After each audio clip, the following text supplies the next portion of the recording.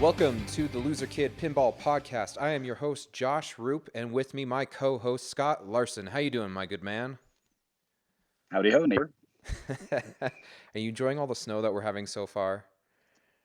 That's been freezing. Actually, it was freezing rain over here today.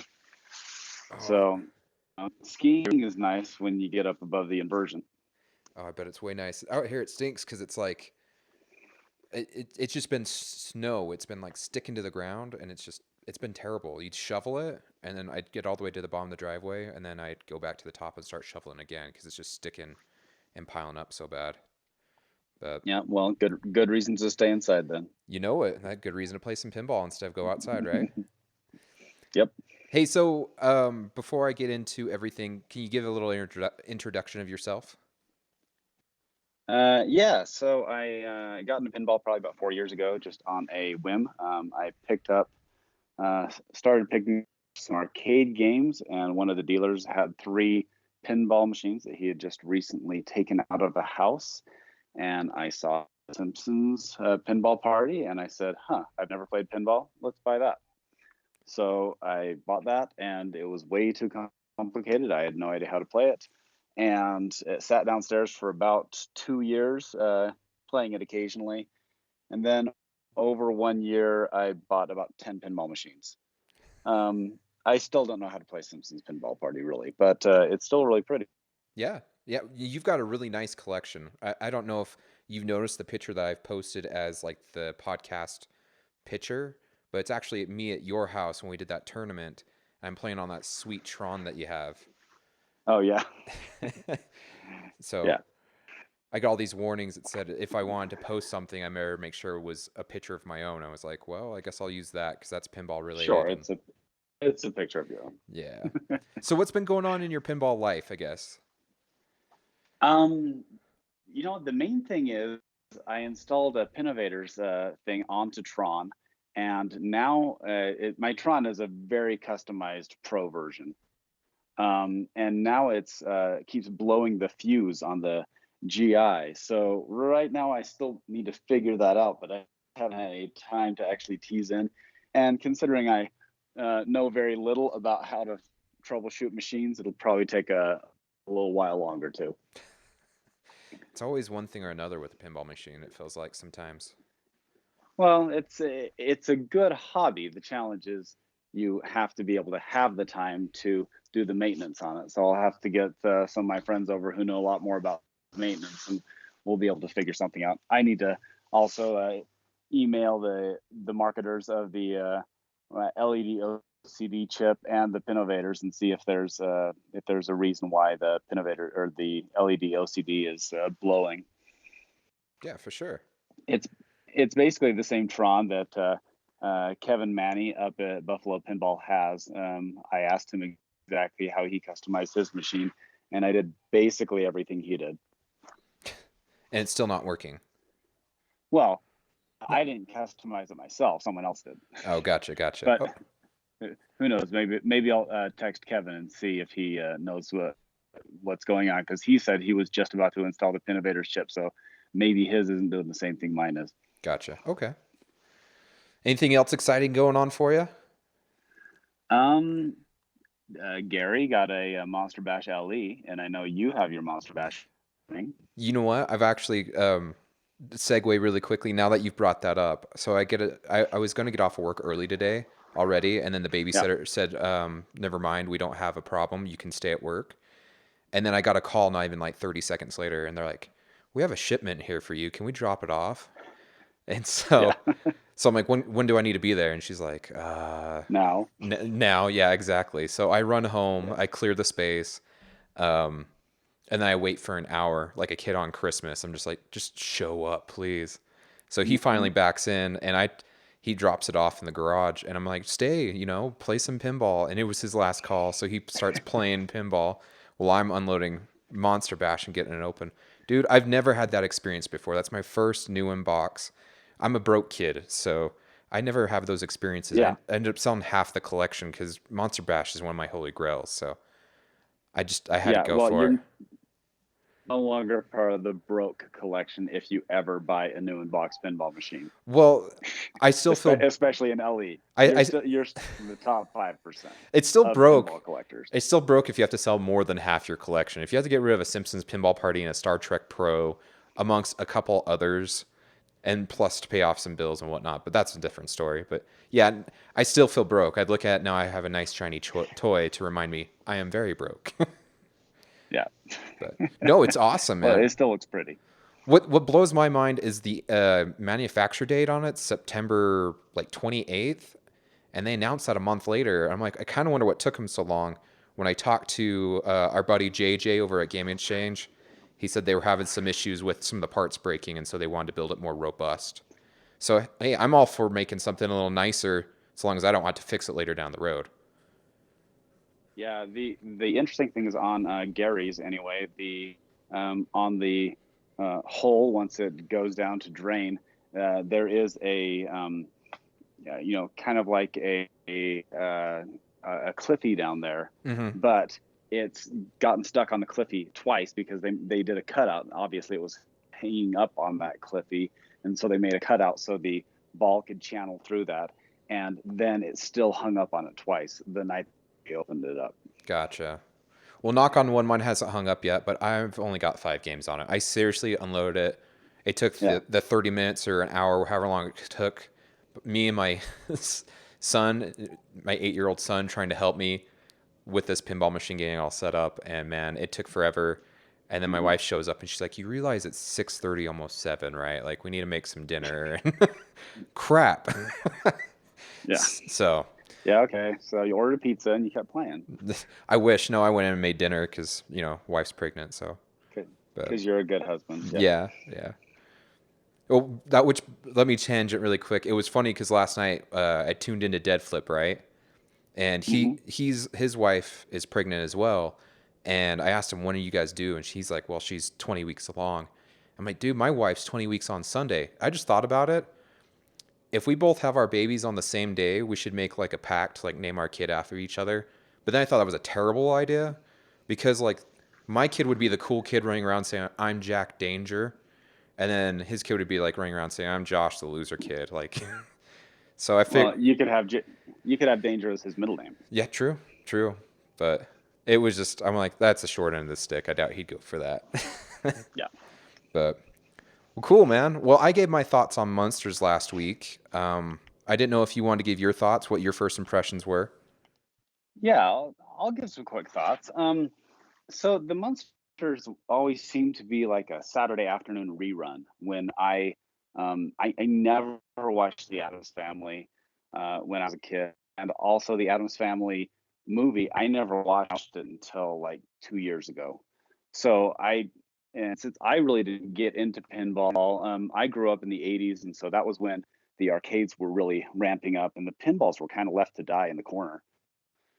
Then I was really busy in the '90s during the first Renaissance. We're kind of in the second Renaissance, so I don't really have that emotional connection to Adam's Family, but other people have. In fact, I bought an Adams Family from someone. Uh, I bought it from Jeff Rivera from the Pinball podcast, and I had it in my garage for about 6 months, and I just didn't have room, so I moved down to my friend's house to babysit. And then I decided this seems kind of ridiculous. It was down at his house for a year. And so I sold it to my good friend Josh Roop. You know it, man, and it's getting plenty of good use out here. I couldn't pass Yeah. up when you called or texted me and said, "Hey, I'm getting rid of it." I'm like, the thing with Adam's Family, dude. Yeah. I at first I didn't get the hype. Like I was like, this is just some kind of nostalgic crap that people always got because they grew up with it. Now that's in my house and I've been playing it, I understand. It's not a game. It's like an experience between the seance and the knocker and everything. It's just and the magnets. It's fantastic. But Okay. I totally get it. For me, if you look at my collection, I have 12 games downstairs and Twilight Zone in the garage. And I need I just didn't have enough space to get rid of one to move it downstairs. And also, my friend has an Adams Family, and he's 2 minutes away from me. He's the one who has the Monster Bash LE. oh, And gotcha. so I've started viewing our collection as kind of a joint collection. And so that was the reason why I sold it. Was more of a if I look at our collection as a mega collection, then I'm not willing to hold on to that as a duplicate and sell one of the other machines. Oh yeah, I get you. So that was the reason. So I still don't have that emotional connection with Addams Family. Munsters, I actually did remember liking Munsters better than the Addams Family. Also, the Addams Family, for some weird reason, had guest spots on the Flintstones. Yeah, I still don't figure that out. But they so when Munsters was announced, I thought, well, it seems like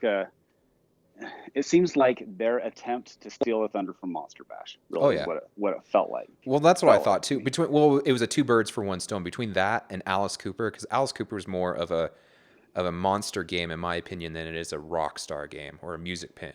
Yeah. But Mm-hmm. yeah. Yeah. So I didn't really know what to think about it, but like looking at it, I think that they, from an art standpoint, I think they nailed it. They were able to capture three different things. I'm not sure. The black and white version, I think they did a good job of something different that will stand out from the others. Oh I yeah. personally like the colorized version, but it seems like the downstairs, from what I can gather, has a lot more going on than your typical lower playfield. So I think it'll be a home run for them, at least in the modern era. I agree. So I'm not gonna buy it, but hey, if I see it on route, I'm totally gonna put $5-10 in it. Oh yeah. Well, I think that's the thing that has astounded me with the Munsters release is there is so much information. It seemed like anything you wanted to know, it was covered between them revealing it the 2 days with Jack Danger and Gary and Zach down in Vegas, and then they come back to Chicago and Jack goes through it with Dwight and they take the glass off and they just go through every little thing. And then you have Franchi and all them on special with Lit and they go through everything and you learn that John Borg, this is his dream theme he's wanted to do for so long, and he's finally getting to do it. And Dwight even it kind of sound the same way as well. I mean, it just seems like anything you wanted to know about this pin, you found out within the last week. And so it would make me feel more confident if I was buying a limited edition, because in this market right now, it seems like if you either got to be in on it or not, and within that 48 hours. And if you're not, then you're playing out of luck. But I don't know. Well, you're out of luck for a new in box, but as Yeah. we all know, in the secondary market, there's always that pin available. Oh yeah. If you just have patience and something will pop up. The Grail pins, they're only Grail pins because it takes a while just to get them, but you can always get them Oh yeah. unless they're, like the Michael Jordan special edition or the Aaron Spelling special edition. Those ultra rare ones, that's different. But if you want a pin, you can get it. Oh yeah. Oh, I totally agree. That's what our buddy Ryan's always telling me. He's like, I'll just sell one. I have no emotional connection to these things, man. I can Yeah. get it back as soon as I want it. So it's Yeah. So interesting to see. I think it'll be good. I'd like to see the difference and see if the lower play field really does much for the gameplay. As we know, sometimes the the premium experience doesn't necessarily make or break the game. A lot of people I know buy the just the pro version of Metallica, and even Iron Maiden really has very little difference between the pro and the premium. I actually on Iron Maiden I prefer the AR package of the pro. Oh yeah. But I grew up with Iron Maiden, so Well, and there it is. do you think, speaking of limited editions, really quick, do you think the rage or just whoever's throwing a temper tantrum about the extra 100 units is warranted? Or have you No, heard, did you hear about this? yeah, I heard about it. I think that the bottom line is, if you know how Stern has resurrected their marketing ploy, is they're trying to cater to three different markets. So they're trying to cater to the route market, home market, and the collector market, because it's the guy that came from Harley Davidson. Yeah. And so they can't. And if you really look at it from a car manufacturing standpoint, no car manufacturer is going to manufacture one version of their car. Have to cater Yeah. to multiple audiences.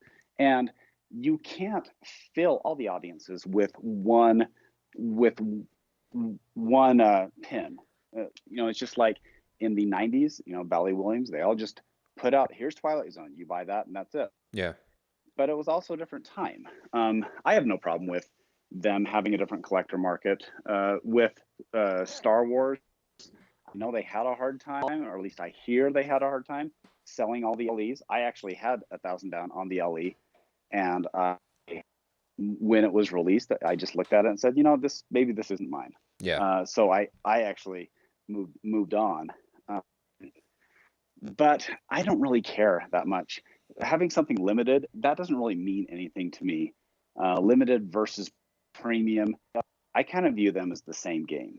And so as long as the gameplay is the same on the premium and the LE, and the LE is more of a cosmetic package, I don't have a problem with it. Oh yeah. But I know there are people who they do buy games because they are limited.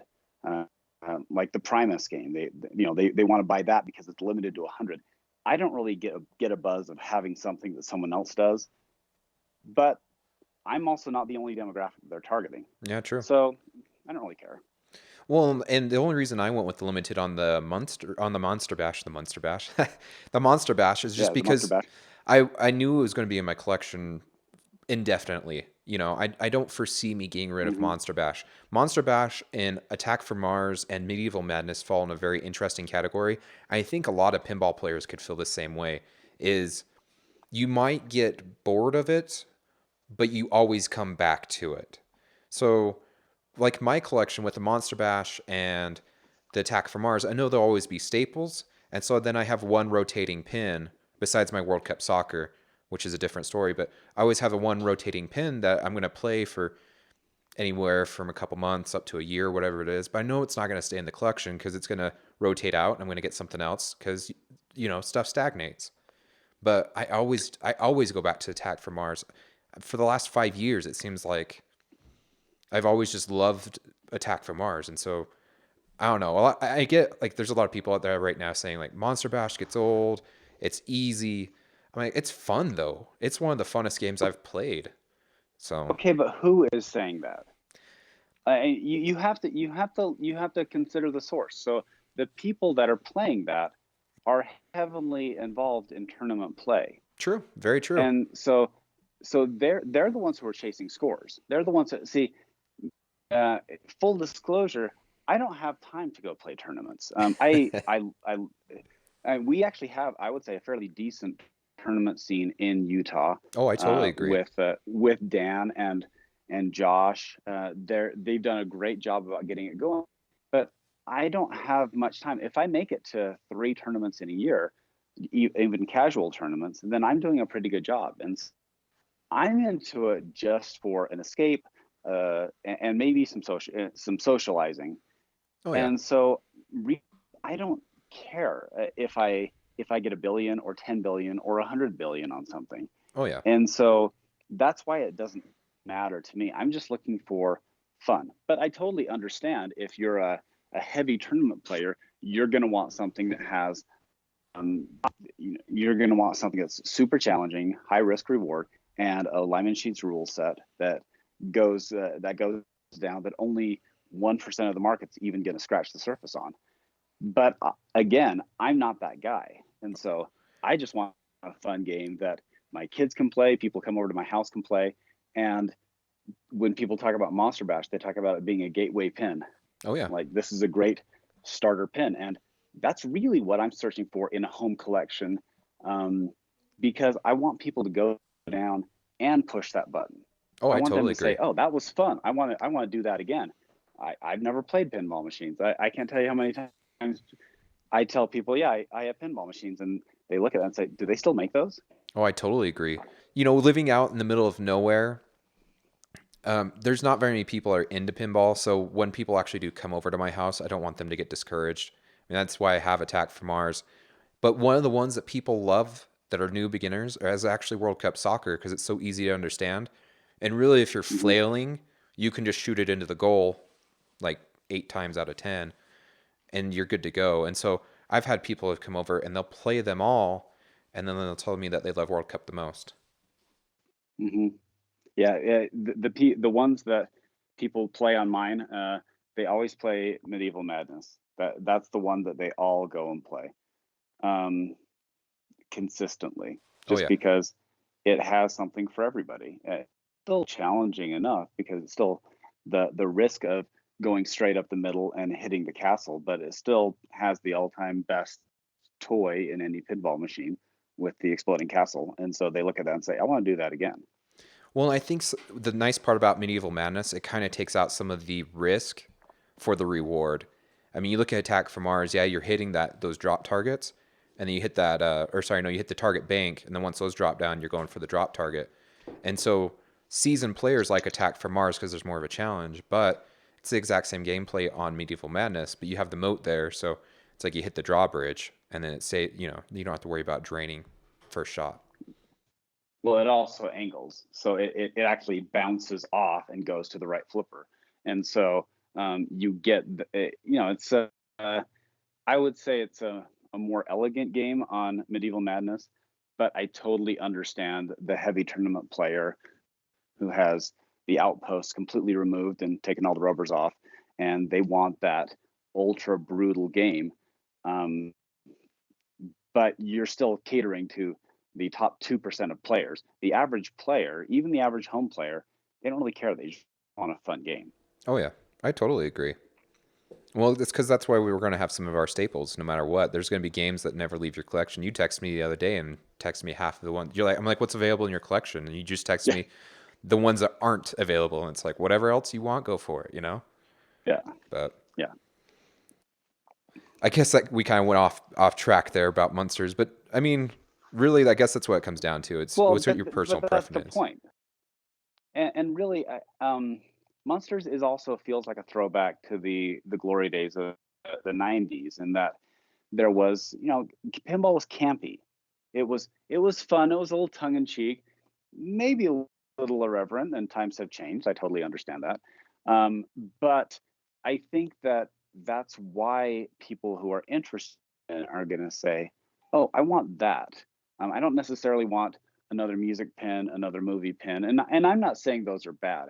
They're brilliant marketing strategies. You go where the money's hot. Oh yeah. But this is that's one reason why, even when I just looked at the layout and the cartooniness of Oktoberfest, I thought that looks like it's throwing back to the '90s glory days as opposed to the 2000 teens glory days.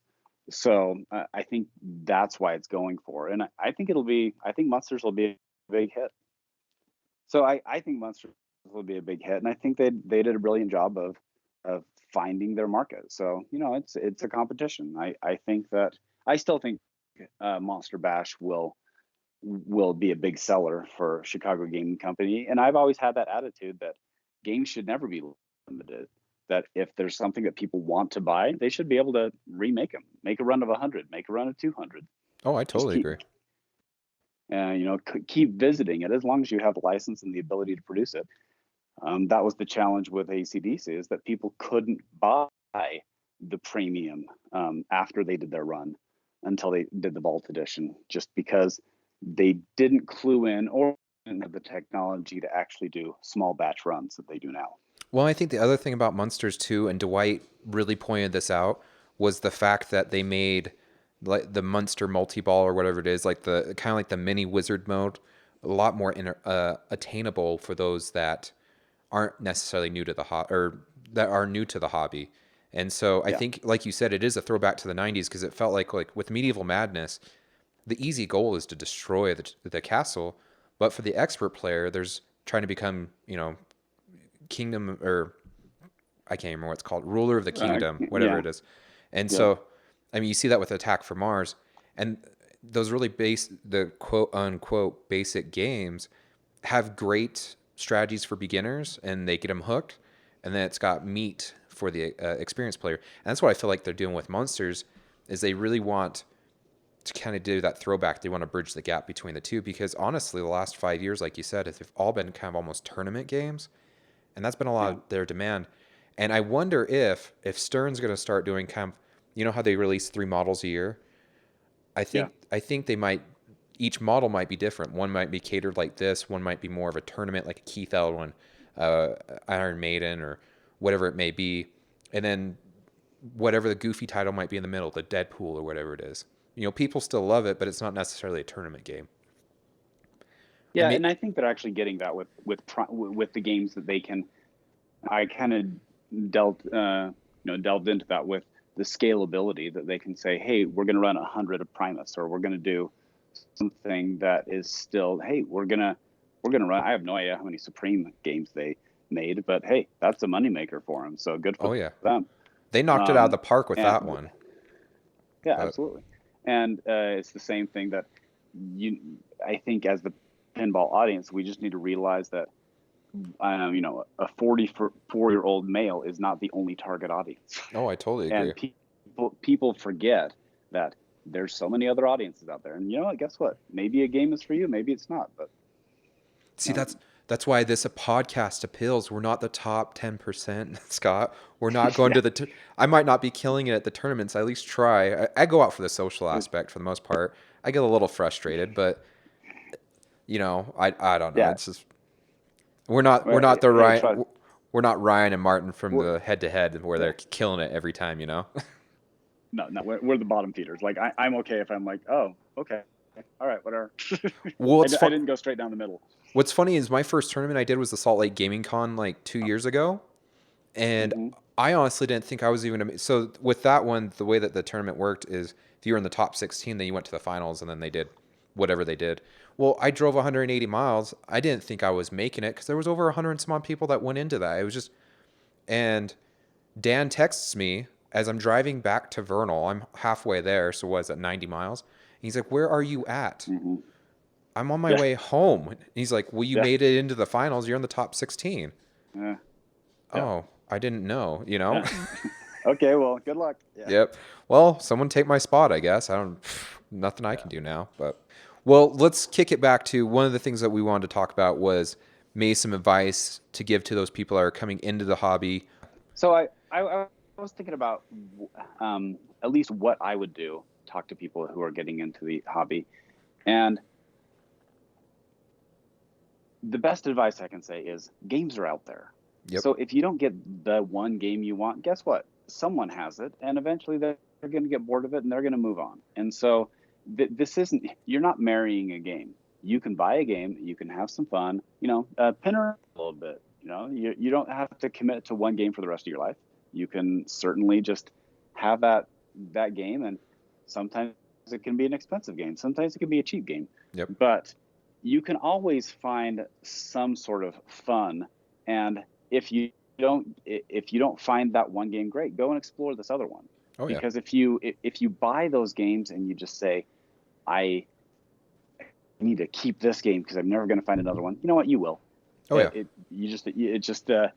And I would say that you can find fun on every level, as long as you find a game that you can at least have a decent playability. If your game's always broken, it's going to be frustrating. Oh, yeah. And so just find something. But those are the two things I would say. Don't get attached to just one game, and get involved in the pinball community, because you can start asking things like, hey, what's going on with this? Or how can we fix, how can I fix this or that? Because as we say, it's a cannonball flying around at high speed under glass. And so it's going to break something. Well, not only So, that, like you said, though, get a part of the community. I know at least in our community, we actually sell the pinball machines a little bit cheaper just to keep them in our area. Because with Utah, there's not a ton of pinball machines in Utah. So we want to keep them within the community, I guess. And we don't mind taking a couple $100 off to see it go to a friend instead of traveling across the states, or even out of states. The one thing I keep thinking about is budget, because there's no reason I've to got this going on.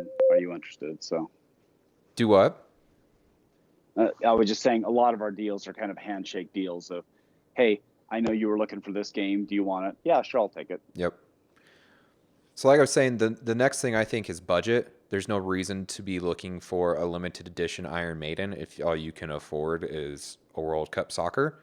And so figure out what your price range is and then start studying pinballs in that range. And when I say study, go for I go through IPDB. I go through Pinside. I find out if it's near me on location, and then I go play the crap out of it. Because you're going to love any pinball machine you get for about the first 20 to 50 plays. And then you're like, well, what do I do with it now? Hmm. Especially those ones that don't, like, one of the first ones I owned was a Teenage Mutant Ninja Turtles. Love the theme. That's one of my dream things. I would love to see that made into a pinball machine nowadays. Too much of a conversation to go into there, but that was one of the first ones I got. I got it home.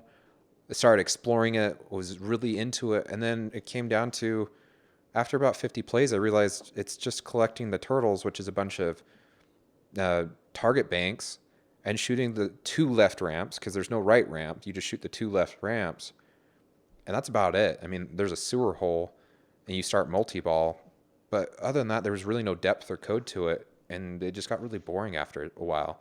And then it got even harder because I bought a crappy version because I figured, well, Hmm. this is going to stay in my collection the whole time, so it doesn't matter if it's crappy or whatnot. If I want to rebuild it or whatever, I'm going to. Well, then I got to the point where I'm like, well, I don't even want this. I don't think I can get rid of it because of how much it's worth and how much damage is done to it. So, That's always it. I would also say it's just like buying a car. Um, don't buy.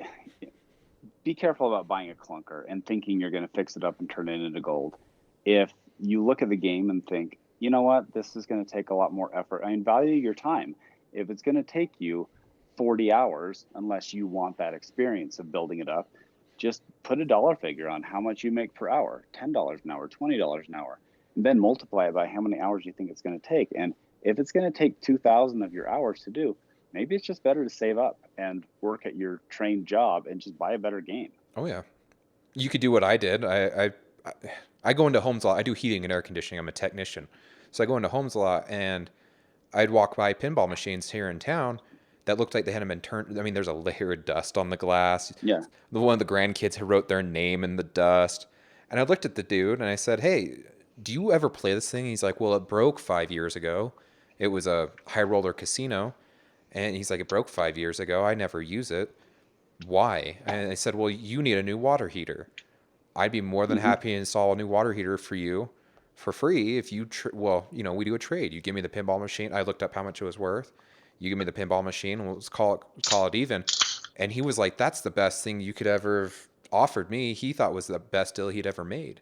And so I ended up with a pinball machine that I might not necessarily want, but I knew that I could fix up and then turn around and sell because it was in decent condition. And I mean, you don't have to have the top 100 in your house right off the get go. I started out with Teenage Mutant Ninja Turtles. I started out with Amazing Spider-Man. I fixed them up. I flipped them. I got my World Cup Soccer, and my World Cup Soccer I got for cheap, but it was beat to heck and back. It was just terrible. And that's one other thing. That's one of my big advices to anyone that's getting into pinball. I tell them all the time, don't buy one that's broken as your first one.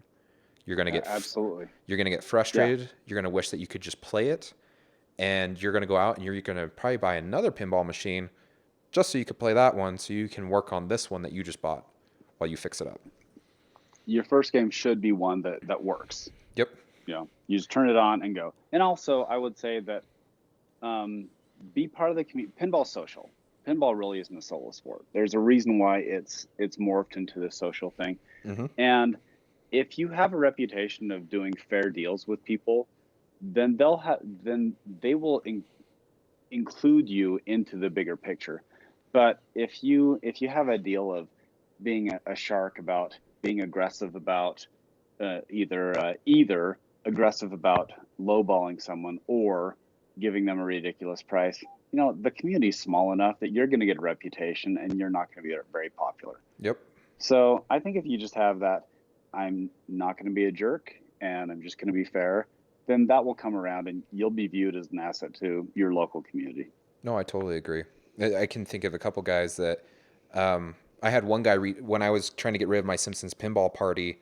He reached out to me and he said, "Why are you selling it for the price that you're selling it?" It was like, I think it was like $500 less than what was the pin side value, which everyone knows is solid as gold, right? But he's like, "You could sell it. I just sold mine for, it was like 5,800 in the same condition some guy across the country. Why don't you do that? I'm like, I don't want to, you know? Yeah. And so I sold it to someone in the community here. It was their first pin. They were excited. They knew they were getting a solid pin. They haven't had an issue with it, and it's been fantastic. And to go back to the Ninja Turtles, when I sold that one, the funny part about that one, I told the people, like, it works 100%. They got it home, and she calls me not even like 12 hours later, and she's like, "How dare you sell us a machines not working? How dare you, like, you swindled us and da da da da." And I said, "What's it doing?" And she's like, "It won't kick the ball into the lane to kick out." And I'm like, "Well, did you level it?" "Oh, well, we'll try Yeah. that." And I never heard a word since. Yeah. So just some of the easier stuff, if you're going to buy a pinball machine, make sure that you understand the basics of even just leveling the pinball machine too. So, Okay, well, I won't give them too hard of a time because I bought Simpsons completely not knowing like what to do with it. So I was lucky. It was a home use only mint condition. So yeah, but you got to explore it though. I don't know. But yeah, but that's part of having having other people in your community that you can use as resources and say, hey, what's going on here? So yeah. Oh yeah. And like you said, that's probably one of the biggest aspects of the hobby that you need to do is go out and just talk to those that are in your community so that way you know that you have someone to fall back on. I see a lot of that in our community. Something breaks, that's the first thing they do. They go to Facebook. We have a big Facebook page for all of us. And then they just said on there, "Hey, this isn't working. What do I need to do?" And within not even 5-10 minutes, there's 3 guys on there that's already given their opinions on how to fix it. Or they'll send them to the site where they need to fix it, PinWiki, wherever it may be. So that really well, is the best way to do it. there's also, if you find a tech who's a local tech who actually is really good at fixing pinball machines and you're willing to spend the money, they'll do a great job. Oh yeah. We have one here. His name is Ray, and he's come out and really he was invaluable when I first started getting into the hobby, and I still use Ray if I want just something fixed and I just don't have time to do it. It is more expensive because you're paying premium prices, but that's his livelihood, and you Oh need to yeah. look at it that way. Oh, I totally agree. But I wish there was an equivalent in video games because I have a video game where the monitor keeps flickering out, and I would love to just pay someone to come and fix it for me. Oh, I agree. So let's talk about the future of pinball. What are your thoughts, or at least your hopes for 2019? I think it's going to level out a little bit in that we've had rapid growth in the last 5 years, basically the years that I got into pinball. And I think you're going to find that the growth will be slower. I think it'll still be steady um, because people are still finding that enjoyment of connecting with something physical. They're kind of burned out on video games. They're burned out on the cell phone interaction. They're burned out on social media. And this is something that's just, it's kind of raw, it's physical, and it gets back to, hey, go out and talk to people as opposed to just staring at your phone screen. Um, so I feel that it still gives this connection that nobody has had since the death of arcades, really. Um, Oh yeah. but I think that you'll probably still see the rise of more barcades, more kind of adult themed arcades out there. And when I say adult themed, I just mean that they're geared toward selling food and drinks, and hey, you're there for games too. Um, yeah, yeah, yeah, yeah, because that would go off really well. Oh, come on, Yeah, you're not talking about like a gentleman's club. yeah, no, Let's the go to but the I gentleman's feel club that and you'll play some see pinball and see more some of those, strippers. more and more of those coming up. I think that Stearns You kind of know hit it. their stride with where their market share is and uh, where they can sell their games. Uh, with the technology out there, I don't know. This ability to actually wirelessly wire your scores, I think that will become a huge thing, and I think eventually it will creep into big tournament settings where you don't have to have scorekeepers; it'll just be automatic. Yeah. You'll still need tournament directors, but I think that will really help out. I also see a little bit of an evolution. I think Oh, I some totally people are agree. getting burned out on the tournament whopper chase. And so I'm wondering how that's going to end up because the people who are really doing it, I mean, it's really a part-time job for them. If you look at how many tournaments they play in, you look at the Raymond Davidsons, you look at the Steve Bowden, you see all those guys who every weekend they're doing something. And I think for the one percenters, that's fine. But really, there needs to be a way to connect more with just the casual guy who has maybe a night every 2 or 3 weeks that he or she can go and play. No, I totally agree. So I think, in my opinion, in the next year, we see we see more competition. I know that Stern has really hit their stride and they're doing fantastic on what they're doing. But really, what's their biggest competition right now? Jersey Jack. Remade games, And, huh? yeah, Jersey Jack Yeah, and Chicago Gaming Company. Absolutely.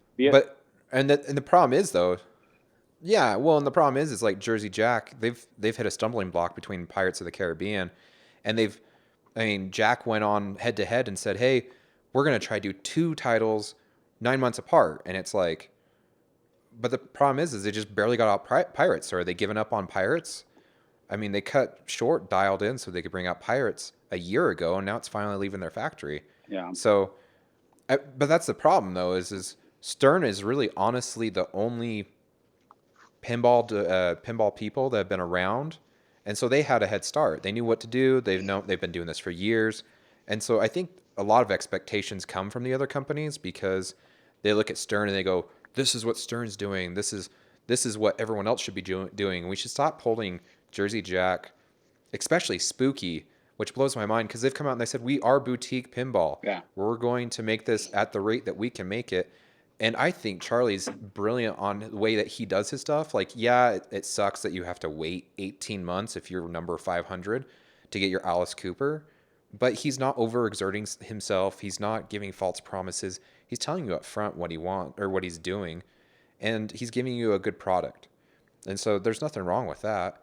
And so I really want to see what happens if Deep Root comes in, or not if, when they come in, and see what they can do, because it would be nice to see Stern have a little bit of competition. I really think that Stern believes themselves that they're the only one in this market, which they kind of are, that kind of controls what goes on. I bet you that 80% of the sales are Stern, and it's because of the way that they are able to present themselves. I mean, Munsters is a fantastic example. It's like, boom, here's Munsters, here's everything you need to know about Munsters, here's photos, here's all that jazz, and in 2 weeks you can have it in your home.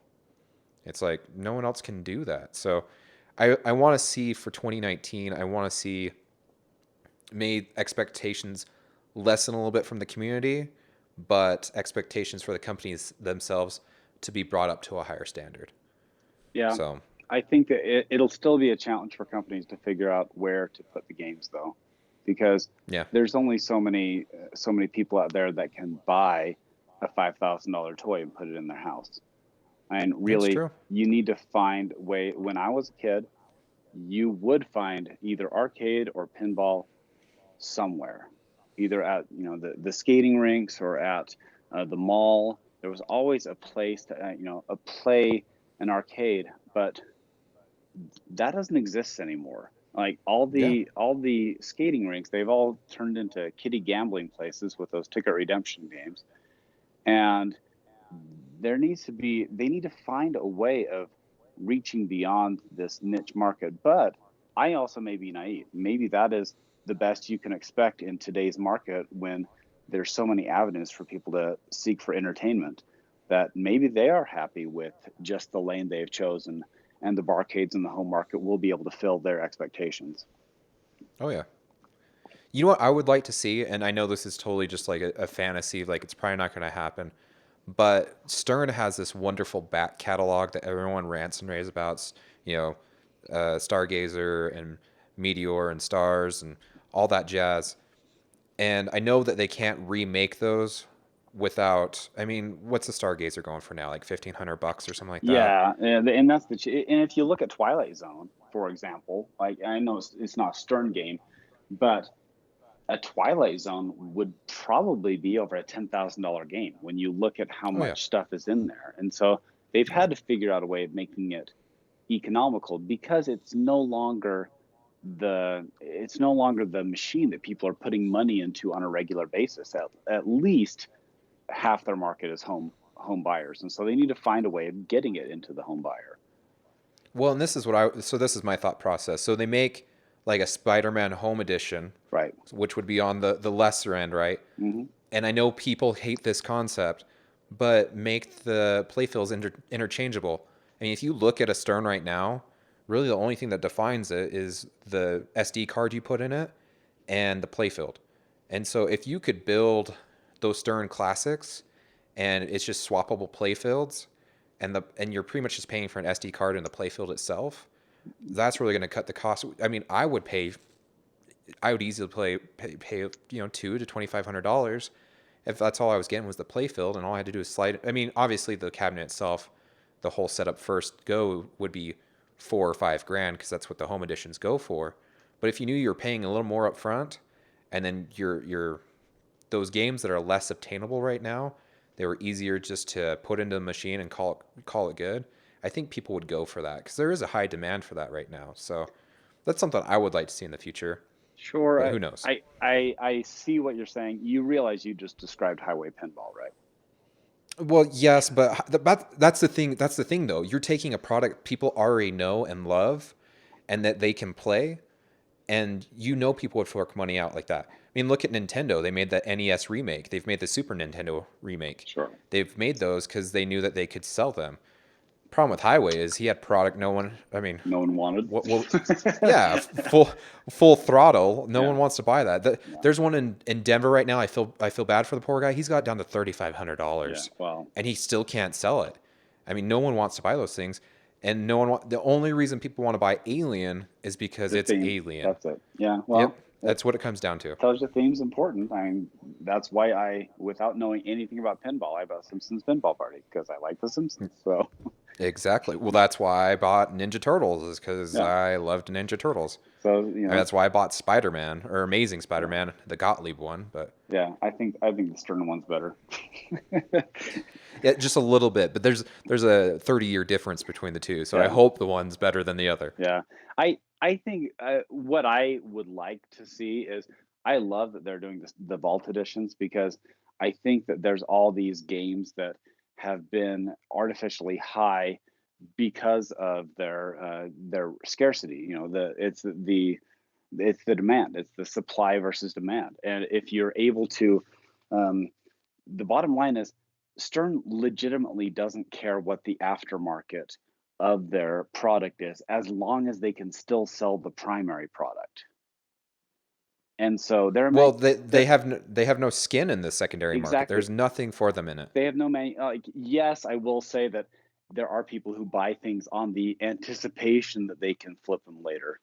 But if Stern has the opportunity of selling 10,000 Metallicas, they're not going to cap it at 2,000 and say, "Well, we want to keep the home buyers happy." They're just like, "No, we want to sell 10,000 games." So I would love to see some of these older games come back, and who knows?